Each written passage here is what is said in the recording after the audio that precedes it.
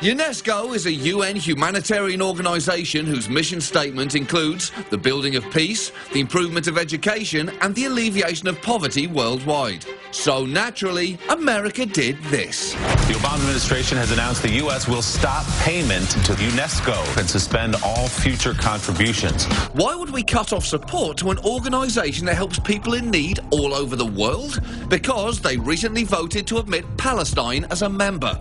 Congressman Robert Wexler explains. The Israelis and the Palestinians ought to directly negotiate, and if the Palestinians seek to go directly to the UN or any of its agencies, we're not going to fund those agencies.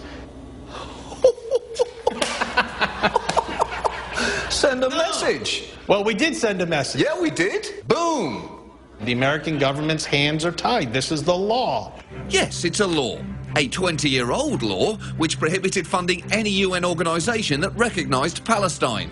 But this situation isn't our fault. You ought to talk to the people at UNESCO for acting foolishly in creating this unfortunate circumstance. Exactly. UNESCO didn't care about the unfortunate circumstances they'd put America in.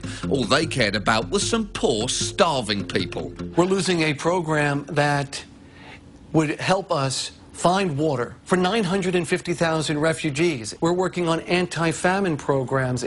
We're helping to promote education in South Sudan. We have the tsunami early warning system. These programs are going to be cut. I think we can all agree that we had absolutely no choice but to cut off funding for tsunami victims and starving, drought-ridden African children. Luckily, this isn't going to affect America, so who gives a But it doesn't come without consequences for the United States as well. Well, we're cutting off UNESCO's projects that are certainly complementary to our interests, yes, but we're sending a point. The point is, we have interests, we set up a law, we warned you. Yeah. But we're also sending a point to other UN agencies. Right. And when you physically cut off your nose to spite your face, that face is sending a message. And that message is don't with me. Because if I'm willing to do this to myself, what am I willing to do to you? And the proof is, no other United Nations organization has done what UNESCO's done. Now, unless UNESCO does what we want, they're going to fold like a badly needed irrigation project. You need us, and we've got you by the balls. Where else are you going to get the money?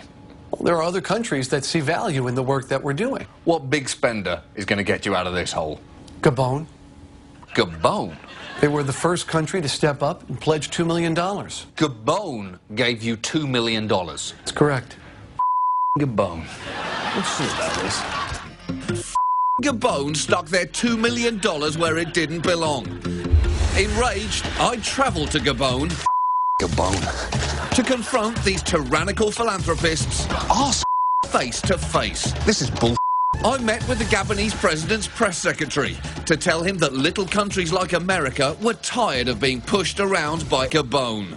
This is classic Gabonese imperialism. When Gabon gives $2 million, it doesn't just go to UNESCO projects in Africa, but around the world. We gave from the heart. With our modest means, we donate $2 million to UNESCO. What's wrong with that? What's wrong with that? Congressman Wexler, a little help here. The Israeli-Palestinian conflict troubles the entire world. That's good. Unfortunately. I'm just going to write some of this down. If UNESCO goes ahead and admits the Palestinians, we can't provide funding. This law has been in place since 1990. That's a good point. That looks good written down as well. Once upon a time, 20 years ago, there was a US congressional law that outlawed funding to any UN organization that allowed Palestine to be a member. And that is why you can't have books anymore. Sorry, just remind me why cutting off UNESCO's funding is a good thing, because it's starting to feel really bad. It isn't, because you have to keep your focus on the big picture. Okay, big picture. Big picture. The big picture, right, which is the purpose of the law. Right. You have to think big picture. US is a nation of laws. This was proving to be tricky, but really it was so simple. The law is... The law. Concrete. The law. That's it. That's it. And guess what? America just can't undo our laws like that. The law is concrete. No exceptions. Exactly. No exceptions. Not even for a college also facing the loss of critical UNESCO funding. It's very simple. America cannot change its laws. Well, if it's bad laws, why can't we change them? That's a good question. No, Congress could overturn this law if it wished. Wait, what? Of course it could. They could vote today to overturn this law. Right. We could do it easily. Yes. But we're not going to do that because we're dicks. No, I think we're not going to do that. No, how did I get to that conclusion there?